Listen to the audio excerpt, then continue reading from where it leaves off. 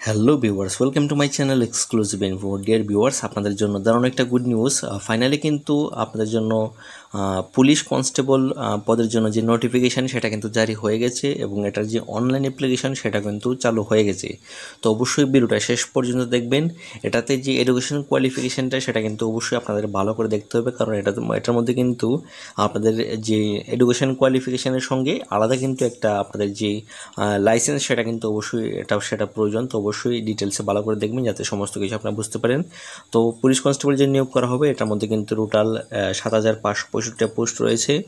বেতন আপনার কিন্তু প্রথমে ৩৫,০০০ টাকা থেকে কিন্তু আপনাদের শুরু হবে, আর বয়স থাকবে ১৮ থেকে ২৫ বছর পর্যন্ত। তো অবশ্যই ভিডিওটা আপনারা ভালো করে দেখবেন যাতে সম্পূর্ণ ভিডিওটা বুঝতে পারেন, এবং অবশ্যই একটা করে শেয়ার করবেন যাতে প্রত্যেকের কাছে ভিডিওটা পৌঁছে যায়। তো এটাতে important date, age limit, application fees, exam centre qualification, এটার সিলেবাস সমস্ত কিছু কিন্তু এটা আমি আলোচনা করে দেবো। তো অবশ্যই ভিডিওটা শেষ পর্যন্ত ভালোভাবে অবশ্যই দেখবেন।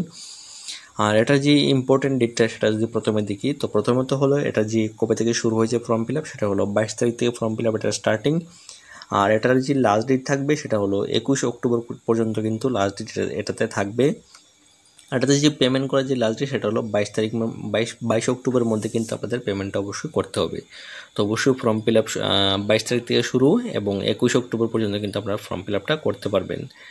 আর এটা যে এক্সাম যে ডেটটা সেটা কিন্তু টেন্টেটিভলি দেওয়া আছে ডিসেম্বর অথবা জানুয়ারিতে কিন্তু আপনাদের পরীক্ষাটা হয়ে যাবে। তো বেশি দিন কিন্তু আপনাদের জন্য নেই, তো এর মধ্যে কিন্তু আপনাদের প্রিপারেশনটা কিন্তু সঠিকভাবে চালিয়ে যেতে হবে। তো এটা যে এজ লিমিটটা হলো ১৮ থেকে ২৫ বছর পর্যন্ত, আর বাকি এটার যে এজ রিল্যাক্সেশন সেটা কিন্তু আপনারা পেয়ে যাবেন এজন যে এসএসসির যে রিল্যাক্সেশন যে ক্রাইটেরিয়া থাকে দিল্লি পুলিশের, সেটা কিন্তু আপনারা কিন্তু পেয়ে যাবেন অবশ্যই। আর এটার যে অ্যাপ্লিকেশন ফিসটা সেটার অ্যাপ্লিকেশন ফিসটা হলো যারা জেনারেল ক্যান্ডিডেট তাদের ক্ষেত্রে অবশ্যই জেনারেল, ওবিসি তাদের ক্ষেত্রে ১০০ টাকা ফিস, আর বাকি এসসি, এসটি এবং পিডাব্লিউডি যে ক্যাটাগরি রয়েছে তাদের ক্ষেত্রে কোনো ফিস নেই, শুধু ফর্ম ফিল আপের ৫০ টাকা আপনাদের কিন্তু লাগবে। আর এটা যে এক্সাম সেন্টার অবশ্যই আপনাদের নিজস্ব রাজ্য হবে। যারা ওয়েস্ট বেঙ্গল থেকে দেখছেন আপনাদের ওয়েস্ট বেঙ্গলে কিন্তু পরীক্ষা হবে, আর যারা ত্রিপুরা থেকে দেখছেন অবশ্যই আপনাদের কিন্তু ত্রিপুরাতে কিন্তু এক্সাম সেন্টারটা আপনাদের হয়ে যাবে। আর এটা যে কোয়ালিফিকেশানটা যেটা খুবই গুরুত্বপূর্ণ, তো কোয়ালিফিকেশানটা ভালোভাবে আপনারা বুঝুন। তো কোয়ালিফিকেশানটা নিয়ে কোনো কনফিউশন আপনার থাকবে না। প্রথমত হলো অবশ্যই candidate must have passed the 10th +2, অর্থাৎ আপনি শুধুমাত্র 12 পাস করলে হবে না, সঙ্গে অবশ্যই এটা দেখবেন যে আপনার অবশ্যই এলএমবি অর্থাৎ লাইট মোটর ভেহিকেল যে ড্রাইভিং লাইসেন্স সেটা কিন্তু থাকতে হবে। তো এটা আপনার কিন্তু যে ২ চাকার যে ড্রাইভিং লাইসেন্স মানে বাইকের লাইসেন্স থাকলে কিন্তু আপনারা এখানে আবেদন করতে পারবেন।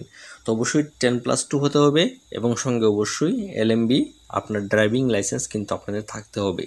এটা ক্লিয়ারলি এখানে মেনশন করে দেওয়া আছে যে academic qualification and driving licence are mandatory to be considered eligible for the post. আপনি অবশ্যই একাডেমিক কোয়ালিফিকেশান যেটা 12 পাস, সঙ্গে অবশ্যই light motor vehicle driving licence যদি থাকে তাহলে কিন্তু এখানে আপনি আবেদন করতে পারবেন, এছাড়া কিন্তু করতে পারবেন না। এটা হলো দিল্লি পুলিশের নতুন ক্রাইটেরিয়া। আগে কিন্তু এটা ছিল না, শুধুমাত্র এর একাডেমিক কোয়ালিফিকেশান হলেই কিন্তু আবেদন করা যেত, কিন্তু এবার নতুন একটা সিস্টেম করেছে যে অবশ্যই লাইট মোটর ভেহিকেল ড্রাইভিং লাইসেন্সটা আপনাদের থাকতে হবে, তাহলে কিন্তু আপনি এখানে এলিজিবল। আর এটা সিলেকশন প্রসেস আপনারা জানেন যে প্রথমে রিটেন টেস্ট হবে, ফিজিক্যাল টেস্ট, তারপর ডকুমেন্ট ভেরিফিকেশান এবং মেডিকেল টেস্ট কিন্তু আপনাদের হয়ে যাবে, তারপর কিন্তু সিলেকশন আপনার হয়ে যাবে। এবার যে সিলেবাসটা একটু দেখি, তো এটার সিলেবাসটা প্রথমে আপনারা দেখেন ৯০ মিনিটের কিন্তু আপনাদের যে টাইম দেওয়া হবে মানে পরীক্ষার জন্য। এখানে কী কী থাকবে, জেনারেল নলেজ, কারেন্ট অ্যাফেয়ার্স থাকবে, রিজনিং থাকবে, নিউমেরিক্যাল এবিলিটি থাকবে, আর কম্পিউটার ফান্ডামেন্টালস কিছু কোয়েশ্চেন কম্পিউটার রিলেটেড সেগুলি কিন্তু অবশ্যই থাকবে।